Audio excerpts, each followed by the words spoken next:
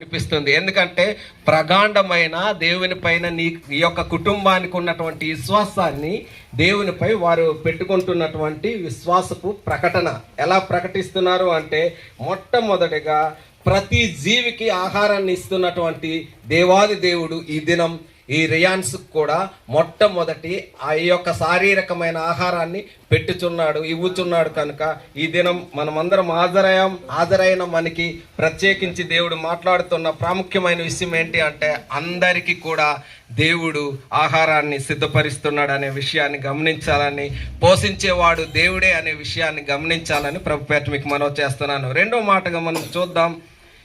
మనం చేస్తున్న ప్రతి చేతి పని అనేది, మన యొక్క చేతి కష్టం అనేది, మనం చేస్తున్న పని మాత్రమే మనం పని చేయగలం. అంటే చేతలతో కొన్ని పనులు మాత్రమే మనం చేయగలం, కానీ ఆ పనిని పోషించేవాడు ఎవరు అంటే దేవాది దేవుడు.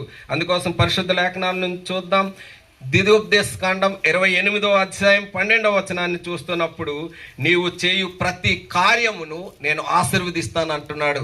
ప్రియ సంగమా, ప్రియ దేవుని బిడ్డలమైన మనము ప్రత్యేకించి ఆహారాన్ని మాత్రమే మనం పెట్టగలం, కానీ దాన్ని జీర్ణింపచేసి శక్తినిచ్చి బలాన్నిచ్చి పోషించేవాడు, సంరక్షించేవాడు ఎవరు అంటే తండ్రి అయిన దేవుడు. దేవాది దేవునికి మహిమ కలుగును గాక. మరి ప్రత్యేకించి మూడో విషయాన్ని మనం చూస్తున్నప్పుడు,